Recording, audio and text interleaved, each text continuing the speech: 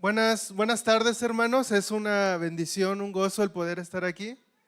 Hace un par de meses también tuve el privilegio de predicar en este lugar y el día de hoy pues vuelve la invitación y estoy muy agradecido con Dios por la oportunidad. Agradezco también cómo Dios usa a su pastor para seguir predicando su palabra.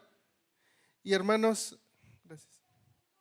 Esta tarde vamos a estar ahí en el libro de Oseas. Hace unos momentos estuvimos leyendo al profeta Oseas, capítulo 2 y 3.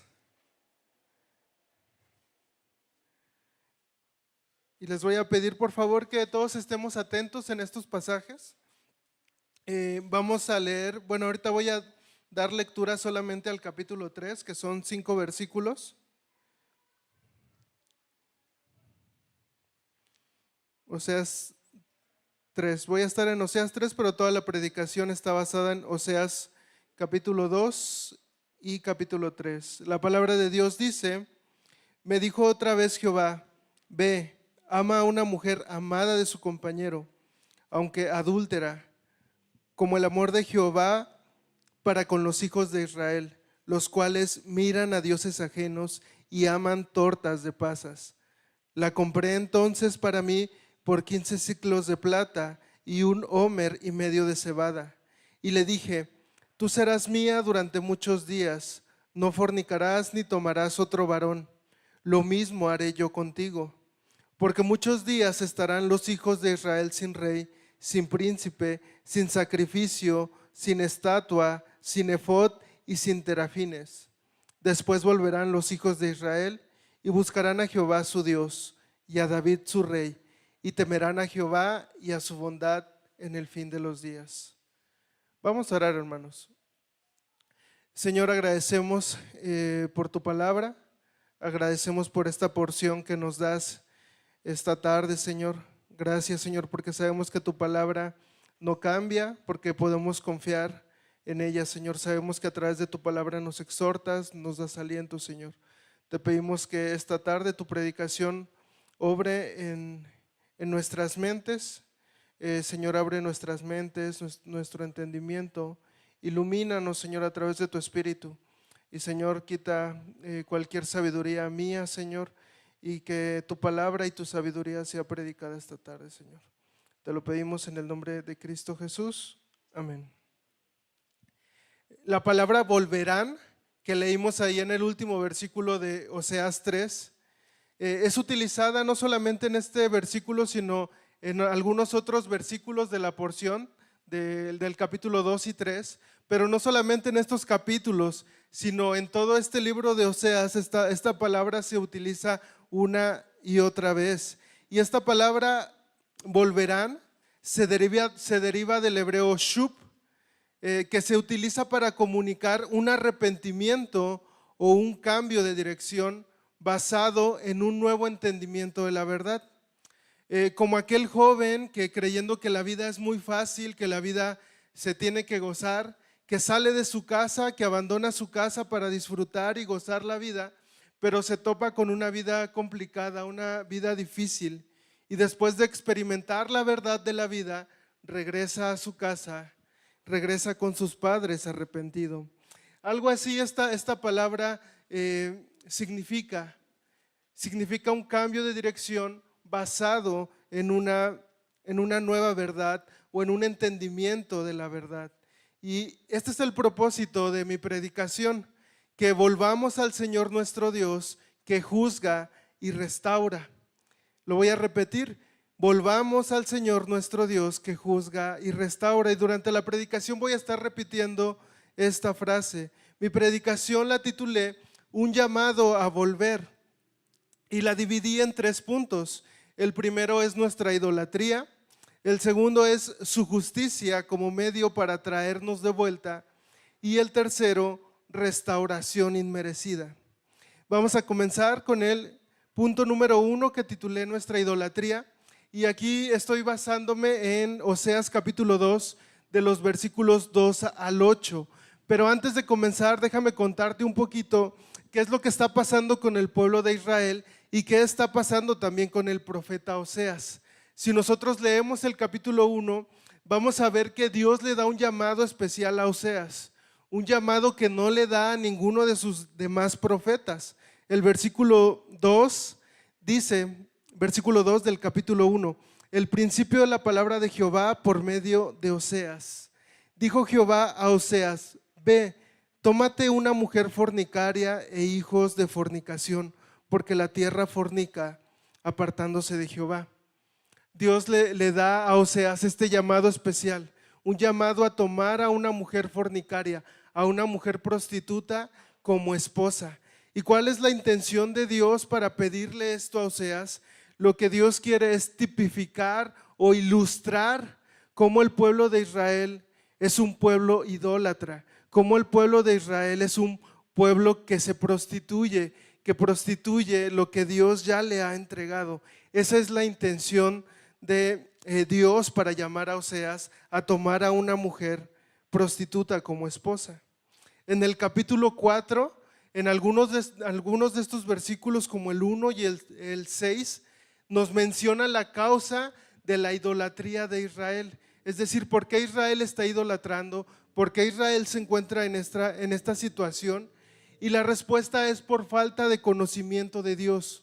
De hecho, durante todos los profetas, si nosotros nos detenemos a leer, vamos a ver también repetida esta frase: falta de conocimiento de Dios.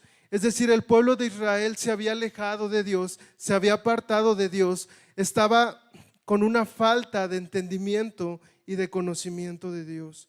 Y ahora sí, dicho esto, en los primeros versículos del capítulo número 2, Oseas exhorta a sus hijos a discutir con su madre para que ella se aleje de sus prostituciones y adulterios, y esto solamente con la intención de que ella vuelva a Oseas y de que Oseas no ejecute juicio contra ella.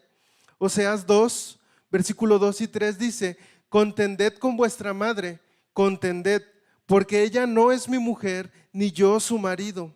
Aparte pues sus fornicaciones de su rostro y sus adulterios de entre sus pechos, no sea que yo la despoje y desnude, la ponga como el día en que nació, la haga como un desierto, la deje como tierra seca y la mate de sed. Entendiendo que la intención de Dios de pedirle a Oseas casarse con una mujer prostituta es dar ejemplo, tipificar, ilustrar el pecado de Israel, entonces debemos de entender que estas palabras son palabras también hacia Israel. Es decir, Dios va a pedirle al pueblo de Israel que deje su pecado, que se aparte de su pecado, antes de que venga la justicia de Dios, antes de que venga la ira de Dios. Y no solo esto, en el versículo 8 podemos ver que la misma Gomer, que es la esposa de Oseas, así se llamaba su esposa, esta mujer no le importó ser una mujer deshonrosa, con tal de ir tras todo lo que sus amantes le daban. ¿Qué era lo que sus amantes le daban? El versículo 8 nos dice: ella no reconoció que yo le daba el trigo, el vino, el aceite, y que le multipliqué la plata y el oro que ofrecía Nabal. Esta mujer buscaba en sus amantes todo esto: trigo, vino, aceite. Buscaba que plata y oro. Esto era lo que esta mujer buscaba en sus amantes. Y esto también era lo que Israel buscaba en Baal. Esto era lo que Israel estaba buscando en otros dioses. Pero ¿qué es lo peor? Que este mismo versículo nos dice que Oseas era quien proveía de esto a su mujer. Dice, ella no reconoció que yo le daba todo esto. Es decir, esta mujer buscaba todas estas riquezas, buscaba todo esto en otros hombres y no reconocía que el mismo Oseas le proveía de todo esto. No reconocía que Oseas estaba detrás de toda esa bendición. Y en el caso del pueblo de Israel era algo similar. El pueblo de Israel se encontraba en un momento de prosperidad, un momento donde habían bienes materiales, donde había ganado, donde habían riquezas para el pueblo de Israel. El pueblo de Israel creía que Baal les estaba dando todo esto. ¿Y qué es lo que el pueblo de Israel hacía? Bueno, el pueblo de Israel ofrecía rituales, ofrecía ofrendas y en la mayoría de las ofrendas y rituales que el pueblo de Israel ofrecía, había mucho pecado, había muchos actos inmorales, sexuales sobre todo. Los israelitas ofrecían como ofrenda el tomar prostitutas para ellos. Es decir, el hecho de que ellos tomaran prostitutas era una ofrenda para Baal. Y ellos creían que todo esto lo que estaba ocasionando era que Baal les bendijera, que Baal les diera todo lo que ellos necesitaban. Pero no es así, hermanos. Entendemos que nuestro Dios soberano provee, y en este caso proveía y hacía abundar todo en Israel. Pero Israel se lo atribuía a un Dios pagano. ¿Se dan cuenta? De esta manera es la manera en la que Israel estaba pecando. Gomer, la esposa de Oseas, e Israel estaban cegados por aquello que anhelaban, por los bienes que anhelaban. Y esto me lleva a pensar, hermanos, que también a veces nosotros estamos cegados por los bienes que anhelamos. Estamos cegados por aquellas cosas que queremos. Estamos cegados por aquellas cosas que creemos necesitar. A veces la riqueza, a veces el bienestar nos ciega, a veces el deseo de querer un futuro mejor, de querer una vida mejor, de querer un futuro seguro, de llegar a la vejez sin preocupaciones, de gozar la vida, de tener un patrimonio, una casa, un auto, una familia. A veces todos estos deseos nos ciegan. Preguntémonos, hermanos, preguntemos a quién adoramos.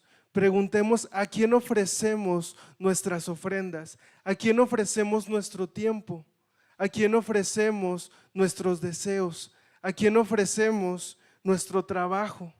¿Por qué nos levantamos día con día a trabajar? ¿Por qué nos levantamos día con día a estudiar? ¿Por qué hacemos esto? ¿Esto lo estamos ofreciendo al Señor o lo estamos ofreciendo a nosotros mismos porque queremos un futuro mejor? ¿O lo estamos ofreciendo a nuestros propios deseos porque anhelamos tener bienes materiales? Pero no solo eso, ¿qué nos mueve en el ministerio? ¿Qué es aquello que nos mueve a tocar un instrumento? ¿Qué es aquello que nos mueve a predicar? ¿Qué es aquello que nos mueve a enseñar, a aconsejar? ¿Realmente estamos ofreciendo todo esto al Señor? ¿O nos mueve quizá el ser reconocidos, el sentirnos mejor que otras iglesias? A nosotros los predicadores tendemos a querer ser reconocidos, a querer ser predicadores que la gente escuche, que la gente diga, qué padre, qué bonito habla ese predicador. ¿Eso es lo que nos mueve o qué nos debería estar moviendo, hermanos? ¿Cuáles son nuestras ambiciones? ¿Tener una iglesia grande? ¿Tener una buena economía? ¿Cuáles son aquellas de nuestras ambiciones? ¿A quién estamos venerando? ¿A quién estamos ofrendando? Y sé que el día de hoy quizá nosotros ya no tenemos este tipo de idolatría que el pueblo de Israel estaba teniendo, pero cuando nuestros esfuerzos, cuando nuestros deseos, cuando todo lo que hacemos lo hacemos para buscar nuestro bienestar, nos convertimos en nuestros propios ídolos, porque estamos haciendo las cosas para nosotros.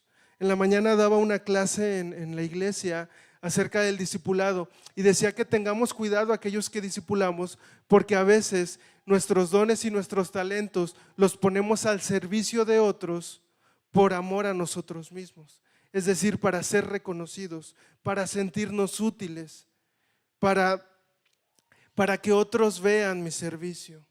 Pero eso no es así. Nuestro servicio tenemos que darlo a Dios por amor a Dios y por amor a su iglesia. ¿Y sabes qué es lo peor? Gomer e Israel buscaban bienes materiales, prosperidad que Dios ya había suplido. Y hermanos, nosotros buscamos también muchas cosas, buscamos un futuro mejor. Pero hermanos, si estamos en Cristo, tenemos seguro un futuro mejor. Tenemos el mejor futuro. Ningún futuro que nos imaginemos en nuestras mentes es mejor que el futuro que tenemos en Cristo. Un día viviremos eternamente con nuestro Señor Jesucristo. Un día viviremos y estaremos delante de su presencia, gozándonos de nuestro Señor Jesucristo, porque anhelamos un futuro mejor si tenemos el mejor futuro en Cristo. Amados hermanos, si estamos viviendo esto, si estamos viviendo idolatría, si todo lo que hacemos lo hacemos para nuestro propio bien, entonces somos idólatras. Y hermanos, entonces tenemos que volver al Señor nuestro Dios, que juzga y restaura. Conociendo ya todo esto acerca del pecado de Israel y acerca del pecado de Gomer, vayamos entonces al segundo punto que titulé su justicia como medio para traernos de vuelta. Su justicia como medio para traernos de vuelta. Estoy basado en el capítulo 2, versos del 9 al 13. Y en estos pasajes vamos a ver acerca del juicio que Dios va a hacer en contra de Israel por causa de su idolatría. Pueden parecer todos estos pasajes fuertes, pero son necesarios. La justicia de Dios es necesaria. Oseas 2, del 9 al 12 dice: por tanto, yo volveré y tomaré mi trigo a su tiempo y mi vino a su sazón, y quitaré mi lana y mi lino que había dado para cubrir su desnudez. Y ahora descubriré yo su locura delante de los ojos de sus amantes, y nadie la librará de mi mano. Haré cesar todo su gozo, sus fiestas, sus nuevas lunas y sus días de reposo y todas sus festividades. Y haré tales sus vides y sus higueras, de las cuales dijo: mi salario son, salario que me han dado mis amantes. Y las reduciré a un matorral, y las comerán las bestias del campo. Esto es lo que Oseas hará con su mujer si su mujer se mantiene en su pecado. Pero recuerden, lo está usando Dios para decir lo que hará con su pueblo si su pueblo se mantiene en pecado.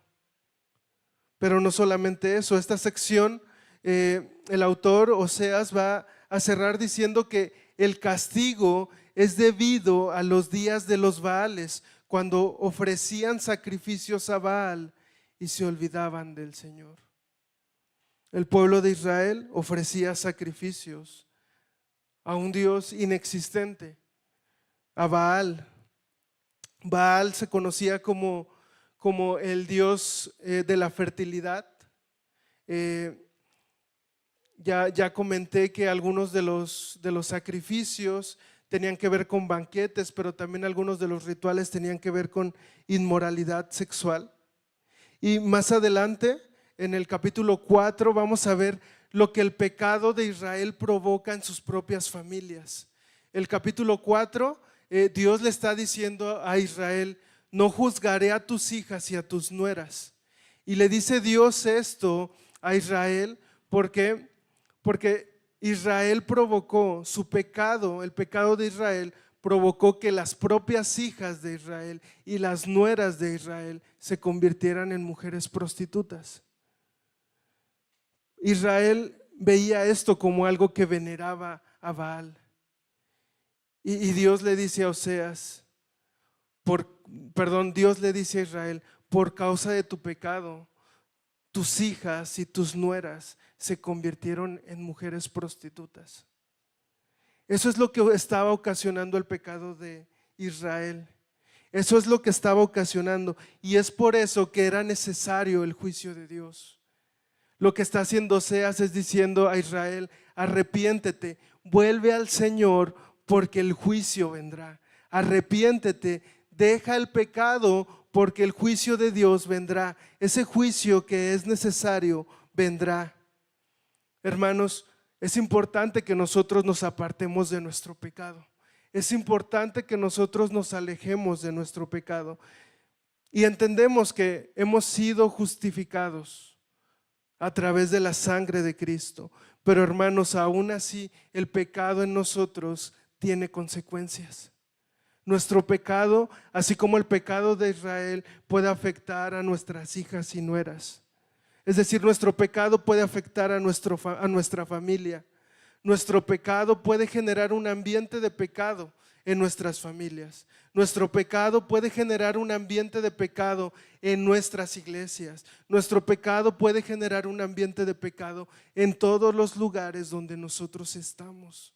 Alejémonos pues de nuestro pecado. Oseas una y otra vez llama a volver al Señor. Y si el día de hoy nosotros vivimos en pecado, si el día de hoy nosotros no hemos dejado nuestro pecado, entonces, hermanos, volvamos al Señor nuestro Dios, que juzga y restaura, porque el juicio de Dios viene. Y esto no termina aquí, hermanos. Si bien Dios pagaría a su pueblo conforme a sus adulterios, también el Señor les da esperanza. Y es lo que vamos a ver en el punto número 3, que titulé Restauración inmerecida. Vamos a pasar un poco más de tiempo en este punto, porque este punto nos da mucha luz de aquello que Dios hará, de aquello que Dios hizo para restaurar a Israel y aquello que Dios hizo para restaurarnos a cada uno de nosotros. Aun cuando el Señor ejecuta sus juicios en los puntos anteriores, se me pasó mencionar en el punto anterior que más o menos 100 años después de que Oseas profetiza a Israel acerca de esto, 100 años después el pueblo de Israel cae. El pueblo de Israel es sometido por otras naciones. Aproximadamente se cree que 100 años después pasó. Es decir, Israel durante estos 100 años no se arrepintió. Israel no volvió al Señor. Israel no escuchó la voz de sus profetas y cayó, y el juicio de Dios cayó sobre ellos.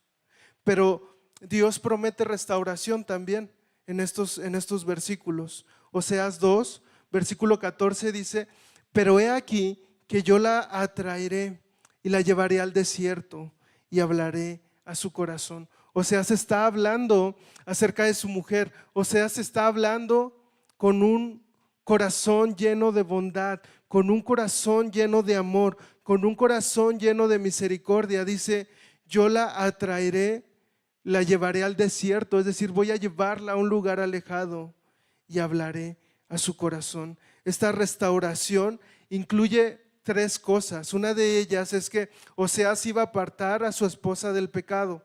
El versículo 16 del capítulo 2 dice: en aquel tiempo, dice Jehová, me llamarás Ishi, y nunca más me llamarás Baali, porque quitaré de su boca los nombres de los Baales, y nunca más se mencionarán sus nombres.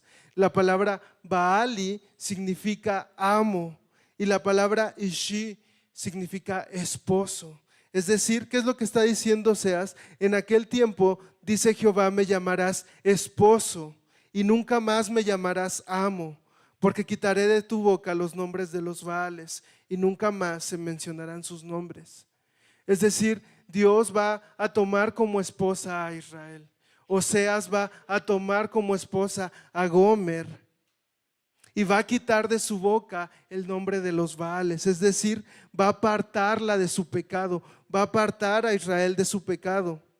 Pero no solamente eso, Oseas 2, versículo 18 al 23 dice lo siguiente: en aquel tiempo haré para ti pacto con las bestias del campo, con las aves del cielo y con las serpientes de la tierra, y quitaré de la tierra arco y espada y guerra, y te haré dormir segura, y te desposaré conmigo para siempre. Te desposaré conmigo en justicia, juicio, benignidad y misericordia, y te desposaré conmigo en fidelidad, y conocerás a Jehová. En aquel tiempo responderé, dice Jehová, yo responderé a los cielos, y ellos responderán a la tierra, y la tierra responderá al trigo, al vino y al aceite, y ellos responderán a Jezreel. Las palabras que más sobresaltan en estos pasajes es: te desposaré conmigo para siempre. Jehová promete tomar a Israel como su esposa para siempre, aún en medio de su pecado, aun cuando Israel estaba venerando a otros dioses, aun cuando Israel había contaminado a su propia generación, aun cuando Israel no se iba a arrepentir, 100 años después habría restauración, habría misericordia, habría compasión. Dice, te desposaré conmigo en fidelidad y conocerás a Jehová. Dios ofrece también misericordia para los hijos de prostitución. El versículo 3 dice, y la sembraré para mí en la tierra, y tendré misericordia de Lo Ruhamá, y diré a Lo Ammi, tú eres mi pueblo, y él dirá, Dios mío. Lo Ruhamá y Lo Ammi eran hijos de Gomer, eran hijos que tuvo Gomer, la esposa de Oseas, pero eran hijos que tuvo con sus amantes, no eran hijos de Oseas, eran hijos que ella había tenido con sus amantes. ¿Y qué es lo que dice Oseas? Tendré misericordia de Lo Ruhamá y diré a Lo Ammi, tú eres mi pueblo, y él dirá, Dios mío. Es decir, Dios también tendrá misericordia de los hijos de prostitución. Y el apóstol Pablo utiliza este pasaje para decir, el día de hoy nosotros recibimos misericordia y compasión de parte de Dios, aún sin ser judíos, aún sin ser el pueblo de Israel. El apóstol Pablo va a decir en Romanos 9:25 que nosotros somos hijos de Dios, nosotros somos parte del pueblo de Israel, somos adheridos a Israel, y el día de hoy nosotros también somos la esposa de Cristo. Es decir, hubo redención no solo para Israel, sino hubo redención para aquellos que somos gentiles, aquellos que no somos del pueblo de Israel. Hubo redención también para nosotros. Y este es el amor de Jehová. Este es el amor que Jehová ofrece a su pueblo. Un amor que en medio del pecado va a tomar a su pueblo, va a sacar a su pueblo, va a alejar a su pueblo de su pecado. Le amará como una esposa para siempre y amará a sus hijos aun cuando no son hijos de él. Adoptará a estos hijos con misericordia y con amor. Y en el capítulo 3 seguimos viendo esta gran expresión del amor de Dios. Oseas capítulo 3, versículo 1 dice, me dijo otra vez Jehová, ve, ama a una mujer amada de su compañero, aunque adúltera, como el amor de Jehová para con los hijos de Israel, los cuales miran a dioses ajenos y aman tortas de pasas. Vuelve a decirle a Jehová a Oseas, ama a una mujer amada de su compañero. Es decir, ama a Gomer, ama a tu mujer aun cuando tu mujer no te desea. Ama a tu mujer aun cuando tu mujer busca a sus amantes, aun cuando tu mujer se goza en sus amantes, aun cuando tu mujer busca lo que tú ya le has dado, pero lo busca en sus amantes. Ama a esa mujer. ¿Y cuál es la respuesta de Oseas? En el versículo 2 dice, la compré entonces para mí por 15 siclos de plata y 1 homer y medio de cebada. El hecho de que Oseas haya comprado a su mujer tiene mucho significado, porque esto significa que Gomer, la mujer de Oseas, ya estaba siendo tratada como una esclava. No cualquier persona podía ser vendida, solamente los esclavos. Y había un lugar específico donde la gente iba a comprar esclavos. Bueno, Gomer había sido ya desechada por sus amantes. Gomer ya no le servía a sus amantes. Gomer estaba siendo ofrecida en el mercado de esclavos. Gomer había perdido valor. Gomer había sido desechada. ¿Y qué es lo que hace Oseas? Oseas va y ofrece para comprar a su mujer 15 siclos de plata. 15 siclos de plata era lo que regularmente valía cualquier esclavo. Y se pagaba 1 homer y medio cuando se hablaba de mujeres prostitutas. Es decir, Oseas va a comprar a su mujer, va a entregar todo esto a su mujer, aquella mujer que le pertenecía, aquella mujer que se alejó, aquella mujer que se fue con sus amantes. Oseas la compraría. El amor de Oseas fue tan grande para con su mujer que a pesar de su pecado la compró para él. Y de esta manera Dios compraría a Israel. De esta manera Dios pagaría por Israel. Oseas 3:3 dice, le dije, tú serás mía durante muchos días, No fornicarás ni tomarás otro varón. Lo mismo haré yo contigo, porque muchos días estarán los hijos de Israel sin rey, sin príncipe, sin sacrificio, sin estatua, sin efod y sin terafines. No solamente Oseas la compraría, sino que la apartaría de sus amantes, la apartaría de su pecado, la guardaría, la purificaría, la santificaría. Y esto, hermanos, esto me recuerda y esto apunta completamente a la obra de nuestro Señor Jesucristo. Primera de Pedro 1, 18, 21 dice: ustedes saben que no fueron redimidos, también se puede utilizar aquí redimidos como comprados, de su vana manera de vivir, heredada de sus padres, con cosas perecederas como oro o plata, sino con sangre preciosa de un cordero sin tacha y sin mancha, la sangre de Cristo. Porque Él estaba preparado desde antes de la fundación del mundo, pero se ha manifestado en estos últimos tiempos por amor a ustedes. Por medio de Él son creyentes en Dios, que lo resucitó de entre los muertos y le dio gloria, de manera que la fe y esperanza de ustedes sean en Dios. Hermanos, nosotros no fuimos comprados como Gomer, con plata, ni con cebada. Nosotros fuimos comprados por la preciosa sangre de nuestro Señor Jesucristo. Nosotros fuimos comprados por un valor tan grande, un valor inalcanzable, que la sangre de Jesucristo. Jesucristo murió, Jesucristo tomó nuestro lugar, Jesucristo nos compró con su propia sangre, con su vida. Jesucristo entregó su vida por cada uno de nosotros. Jesucristo tomó nuestro lugar como pecadores. Jesucristo recibió la justicia de Dios, aquella justicia que le fue prometida a Gomer, aquella justicia que le fue prometida a Israel. Es la justicia que nosotros deberíamos de recibir, pero el día de hoy no la recibimos porque la recibió Jesucristo. El día de hoy nosotros no pagaremos por nuestro pecado porque Jesucristo nos compró, porque Jesucristo pagó nuestra deuda con su sangre preciosa. Si Cristo tomó nuestro lugar y se hizo objeto de ira para que nosotros pudiéramos ser recipientes de gracia, tenemos entonces, hermanos, que volver al Señor. Tenemos que permanecer fieles a Cristo. Jesucristo nos hizo su esposa. Jesucristo nos esposará, nos desposará cuando venga, cuando vuelva a venir. Si nosotros entonces somos la novia de Cristo, tenemos que permanecer en este mundo fieles a Cristo. Tenemos que permanecer fieles, esperando la venida de nuestro Señor Jesucristo. Tenemos que ser fieles como Él ha sido fiel con nosotros.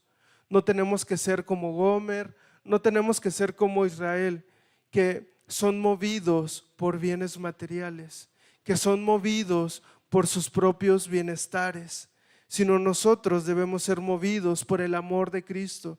Nosotros debemos ser movidos por la obra de Jesucristo.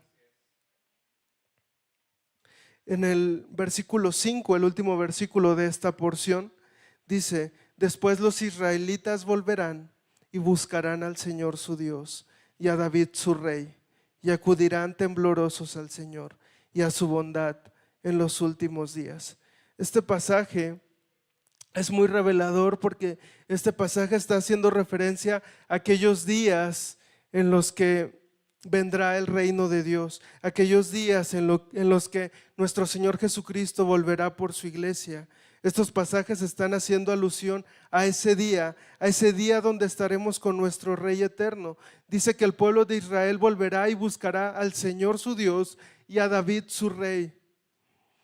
El pueblo, el autor Oseas utiliza la imagen de David su rey como una imagen de Jesucristo. Entendemos que David es una tipificación de nuestro Señor Jesucristo.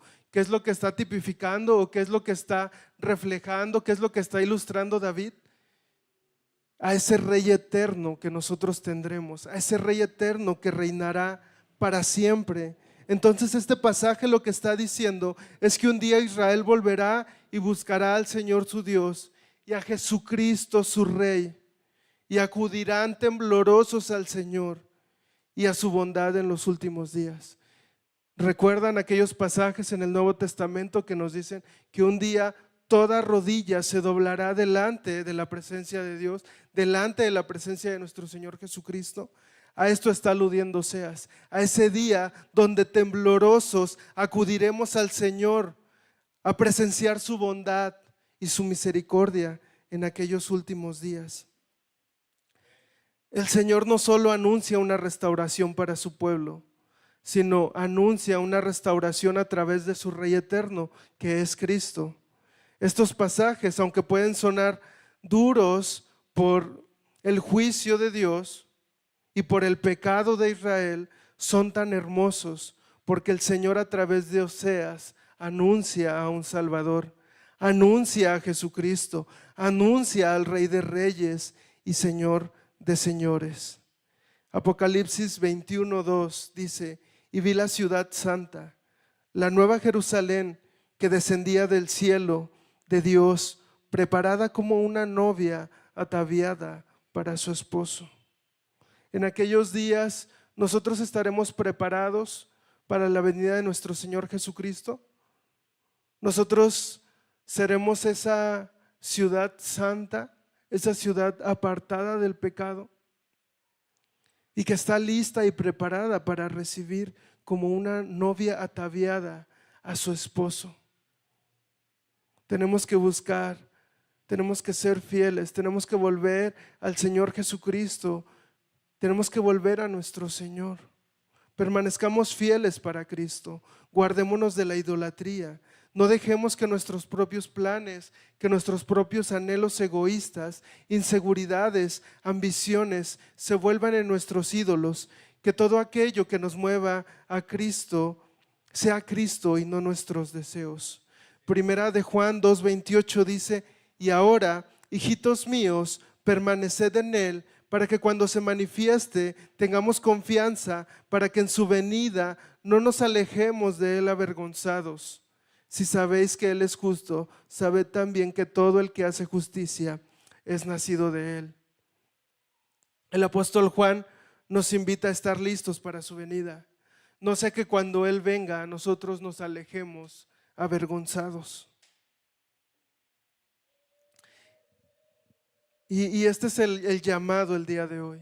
Este es el llamado. Si nosotros estamos viviendo vidas de idolatría, si nuestra vida no se centra en Cristo y se centra en nosotros, si aquello que nos mueve no es Cristo, si aquello que nos motiva no es Cristo, entonces necesitamos volvernos a Cristo. Necesitamos ir a Jesucristo.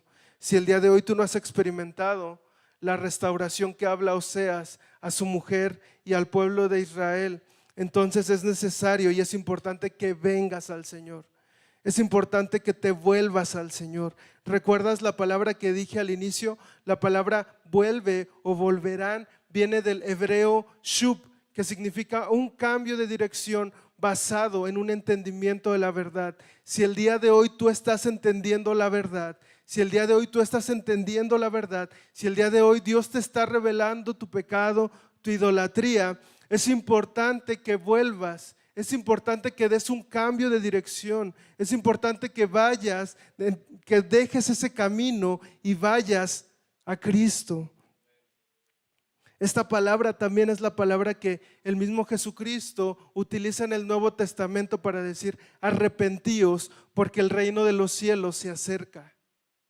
Es importante que si no hemos experimentado esta restauración, si no hemos experimentado la salvación en Cristo, es importante que nos arrepintamos.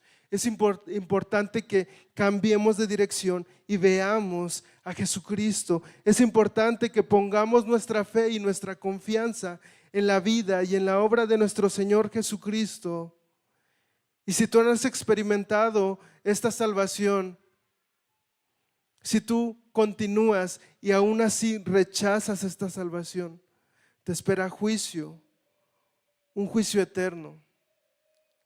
Necesitas arrepentirte, necesitas reconocer tu condición de pecado, confiar fuertemente en Jesús, abrazar fuertemente las verdades de Jesucristo, quien es el único que puede pasarte de muerte a vida, quien es el único que te compró a precio de sangre, quien es el único que entregó su vida, quien es el único que puede darte valor.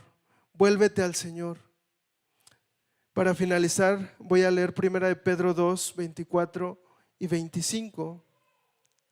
Dice: quien llevó él mismo nuestros pecados en su cuerpo sobre el madero, para que nosotros, estando muertos a los pecados, vivamos a la justicia, y por cuya herida fuisteis sanados. Porque vosotros erais como ovejas descarriadas, pero ahora habéis vuelto al pastor y obispo de vuestras almas. El juicio de Dios ya ha caído, hermanos, sobre la vida de Jesucristo, quien entregó su sangre, quien derramó su sangre y entregó su cuerpo para comprarnos. Volvámonos al Señor nuestro Dios, que juzga y restaura. Vamos a orar, hermanos. Señor, queremos agradecerte en esta tarde por tu palabra. Gracias, Señor, porque entendemos que tu palabra no cambia, entendemos que tu palabra, tú has revelado la obra de nuestro Señor Jesucristo, y entendemos que a través de tu palabra tú nos exhortas, nos